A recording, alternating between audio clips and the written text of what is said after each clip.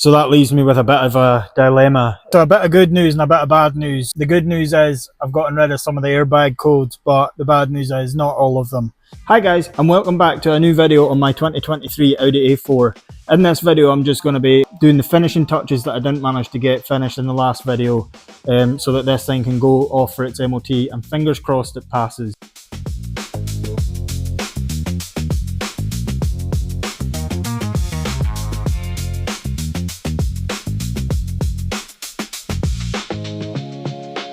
So there's a couple of faults in behind this bumper that were showing up on the code reader from the last video. I'll put an image of that up on screen, but basically one thing was the ambient air temperature sensor, and I diagnosed that there was a split in the wire, so that's the actual split there. So I'm going to strip this outer cover back and I'm going to repair that wire and recover it, and that should hopefully allow the car to know what temperature it is outside. The fan's going all the time, so that's because it can't read what temperature it is.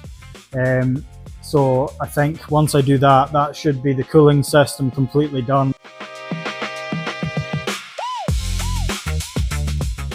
So that's the wire now exposed.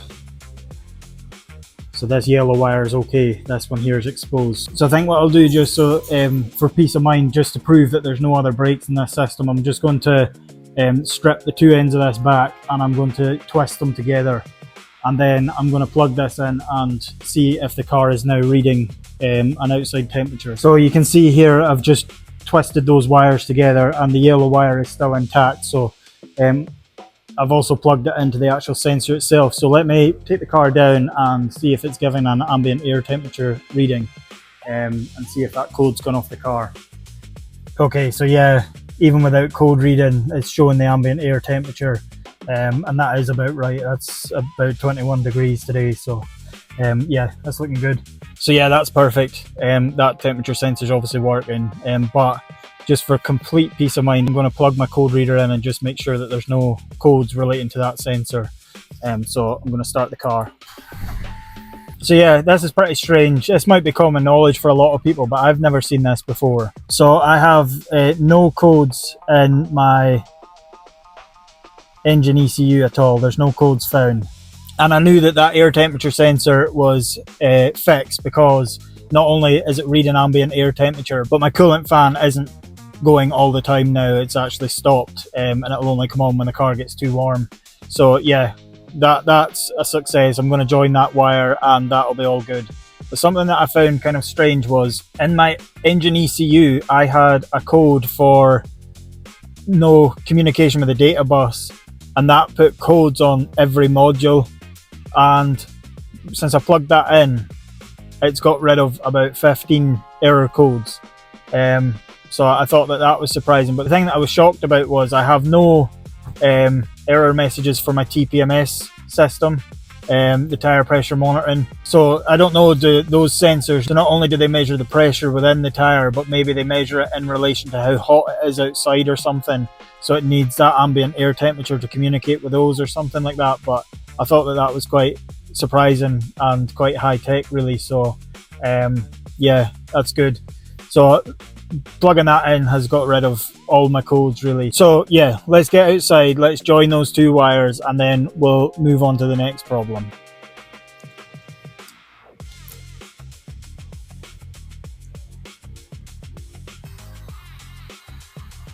Okay, so that's the wire now joined properly. So I've got some Loom tape here, so I'm just going to tape that up.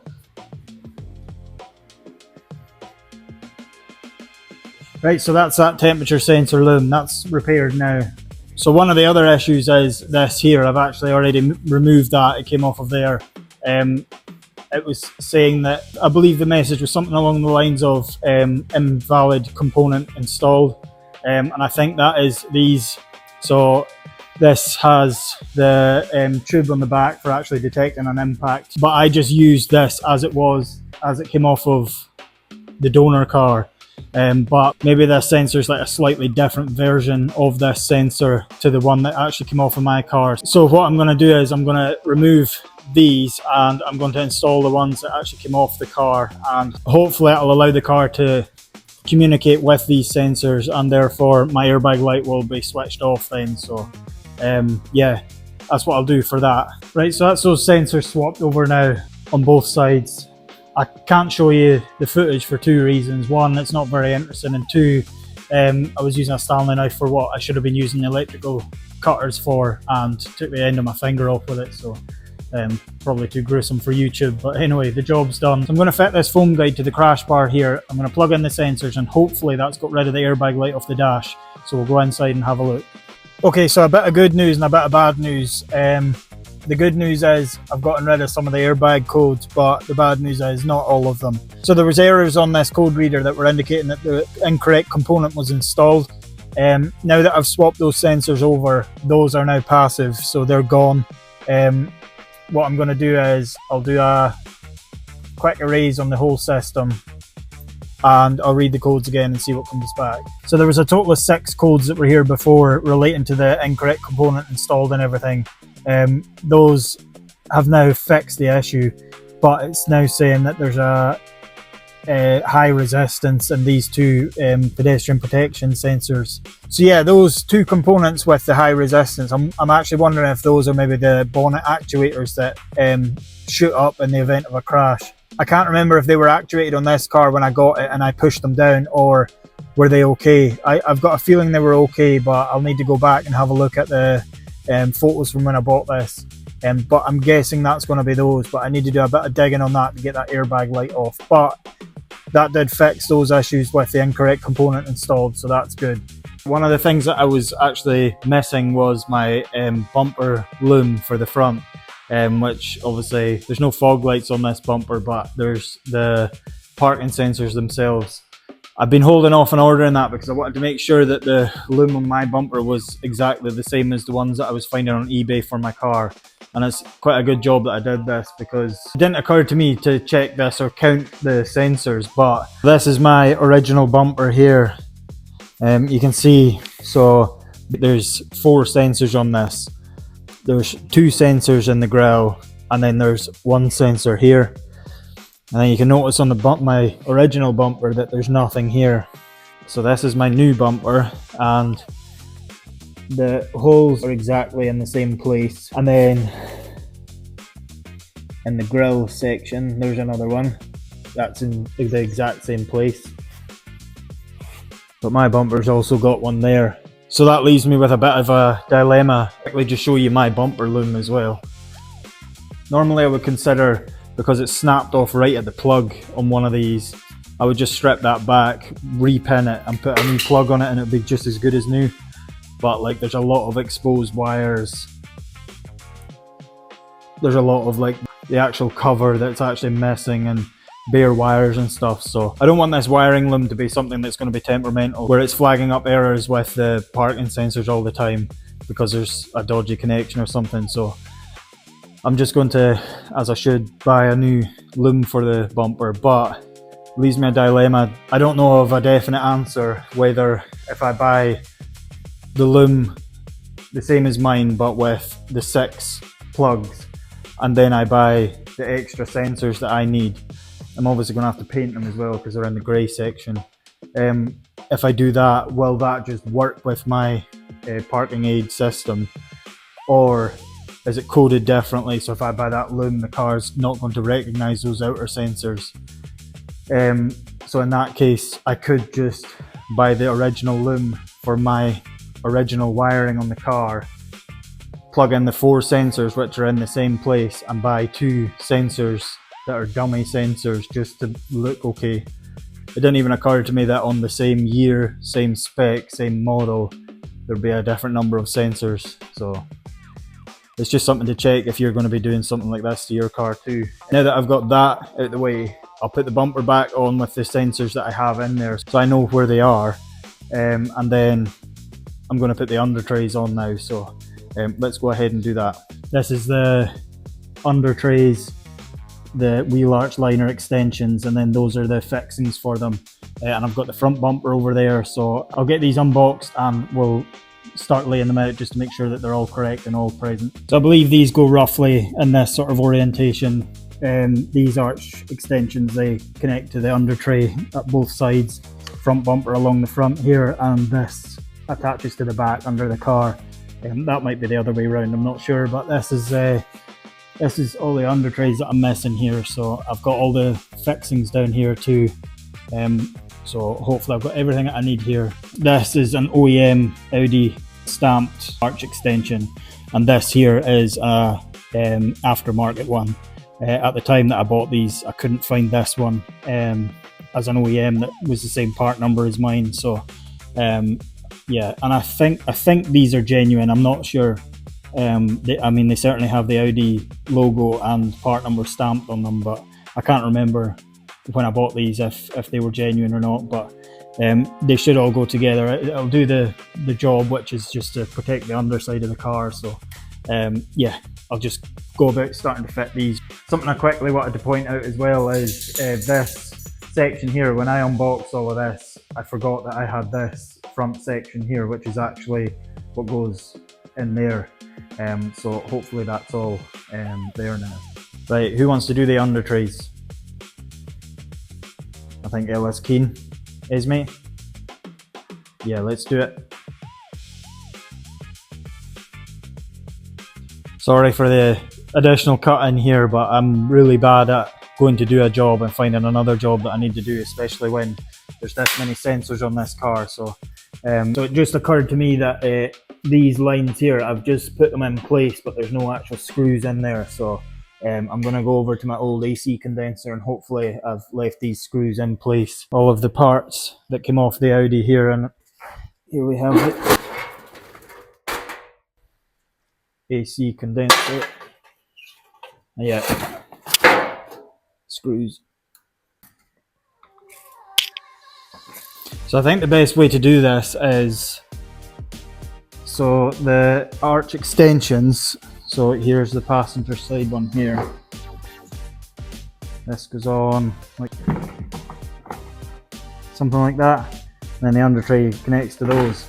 So I think it's probably wise to put these on first before I put the bumper on and before I put the under trays on. So in order to do that, there's one arch liner that's in there.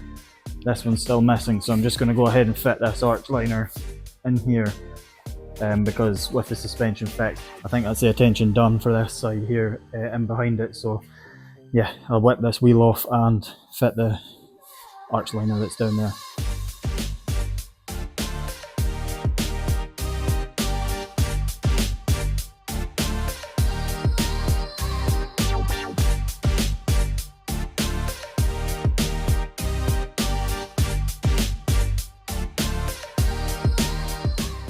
So that's those lower sections of the arch liner, both in place on both sides. The aftermarket one definitely didn't fit as good as the OEM one, but it's on there and it's going to do its job, so it's perfect.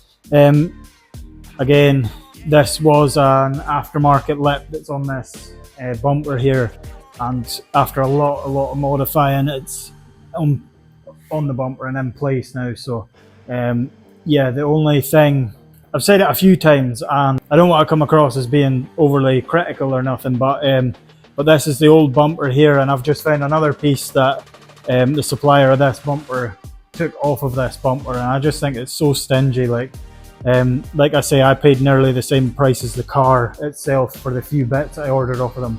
And like this here, so this small plastic piece here, this is just held on with 4 Torx screws, and it's part of the bumper, and that allows you to attach it to those inner arch liner bits that I just put on the bottom.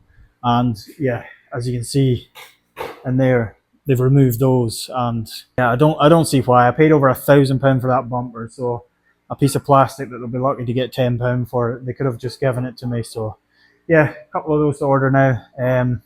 But yeah, but moaning aside, I'm now in a position to fit this front bumper. I don't know how the back side of that under tray lip there is going to go with the actual middle piece of the under tray. The middle piece is OEM and that's aftermarket, so I'm going to just put it out there that it's going to take a lot of modifying, but I'll just do that when it's on the car, I think.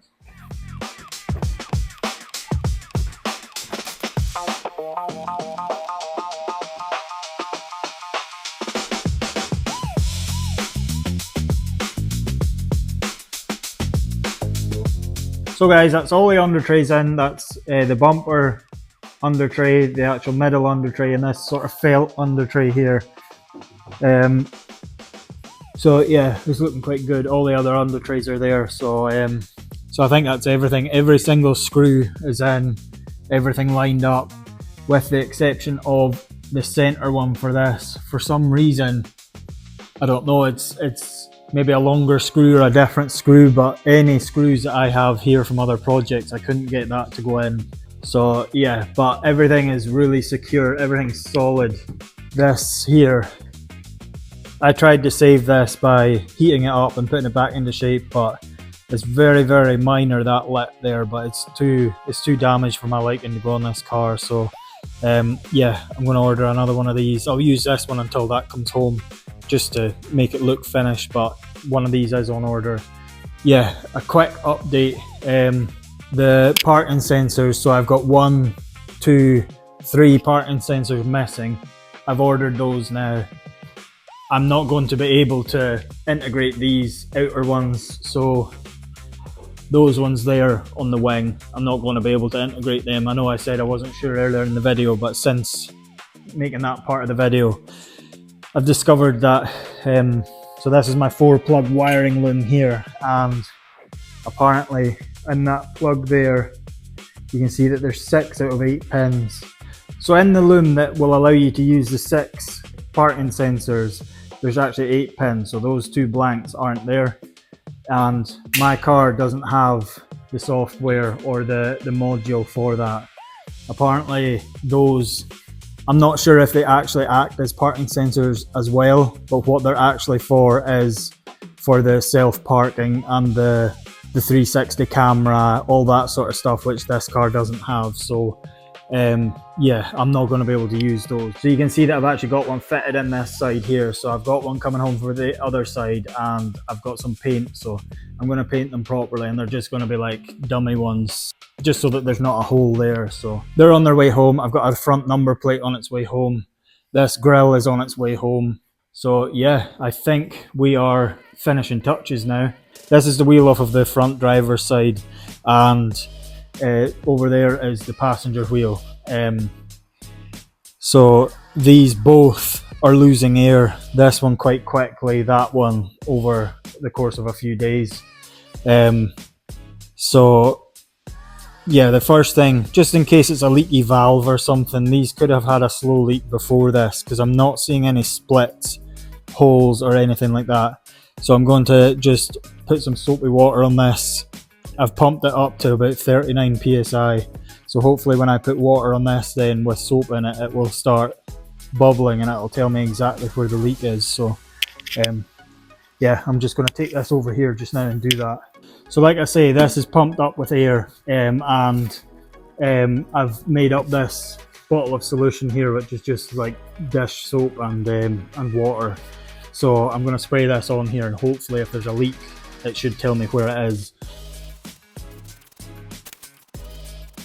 Okay, so that was a completely wasted exercise. That is how to find a leak or a puncture, but I've obviously just quickly had a look at this and missed the damage on this tyre. So this tyre is knackered. Let me just show you it. So yeah, there's quite a bad split in that tyre. So yeah, just because, like, I don't think the passenger tyre will have any damage from the accident. I think it will either be a puncture or a leaky valve or something, but because I'm replacing this one, they're fully legal. There's probably about maybe 4 mil of tread left on this tyre, and same with the passenger one, but I'm just going to replace 2 of them, and then that's just peace of mind. So yeah, looks like I've got 2 tyres to replace now. That's another job off the list, although I've still got to get the tyre, but at least I've found the problem. So yeah, now let's move on to the next job. So one of the error messages that's on the dash of this car is for a brake pad wear sensor, and just having a look here, you can see that the pads are pretty low on the back here. I know the discs are quite rusty looking, but it's just because this car's not actually been on the road. I think these discs will clean up quite nice. You can see just as my glove is sort of starting to rub that off. It's cleaning up quite good. So I think the discs are okay. The pads on the back need changed. So yeah, the pads on the front and the discs look okay. The discs look the same as the back, and the pads have more meat on them. So yeah, I'm gonna have to order some rear brake pads for us. Right, it's a new day here now, and a couple more bits have arrived home. So let's take a look at what's arrived, and we'll get it fitted to the car. So as you can see, I've got my number plate for the front. That I'm gonna need that for its MOT, and I've got this bracket. This is one of the brackets that I mentioned that was missing off the sides of my bumper for connecting this to the wheel arch liner. I've got all of my parking sensors. I've got all them home, and I've got the actual parking sensor Loom now. So the first thing that I want to do is I want to plug this Loom in with 4 of the sensors, and then hopefully the parking aid system will be complete, and that's another job off the list.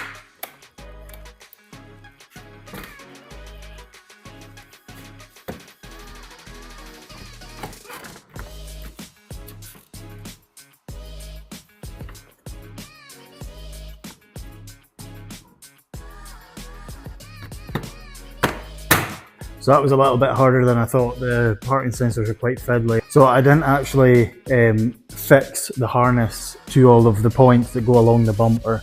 I literally just put the 4 sensors in, plugged the Loom in, and mounted the bumper. So yeah, I want to just check that the parking system's okay. There's nothing in these outer holes yet. I do have the 2 sensors. They're genuine sensors for this car. Should any other owner want to try and integrate them, but yeah, I think it's going to need a lot of coding and other modules to make that work. So yeah, I'm just wanting to use the system that it's currently got. I'm going to just put the car down, I'm going to switch it on and see if the parking aid system works. So yeah, right, let's get this done. Okay, so it's not a success yet because I'm getting a error message on my dash for the parking aid system, and it says that the front parking sensors aren't active at the moment. And then when I've checked the faults on my fault reader, and I'll show you what it says. So basically it's saying that there's a short circuit to B+ for these 3 sensors, and then the rightmost parking sensor is saying that there's no signal. So I'm not sure if it needs all 4 of them to work for these to get a signal, or if it's my Loom.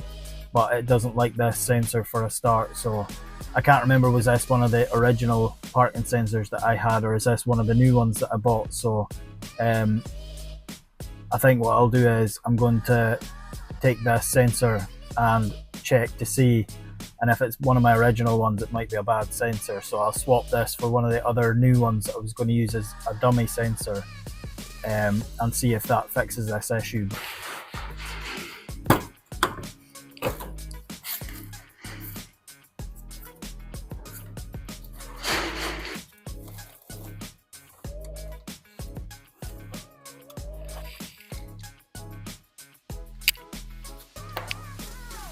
So yeah, the sensor on the right is one of the ones that was originally in the car. So let me swap this for a new sensor and see if that takes the codes off the dash of the car. Hopefully that light's gone, so let's go in and check. So the warning's gone off the dash, so that's a very good sign initially. So I'm just going to run the diagnostics on it and see. Okay, so that's the diagnostics run, and this module here is what the errors were coming under. So there's obviously still 4 of them. I'm going to try and erase it just to see in case it's a stored fault. Okay, so that's the new diagnostic run, and there is no codes in the module responsible for those. So yeah, it's an absolute win. It's a good job that I didn't have those sensors and I needed to buy 2 extra ones, because yeah, one of my original sensors was actually faulty. So yeah, that's excellent.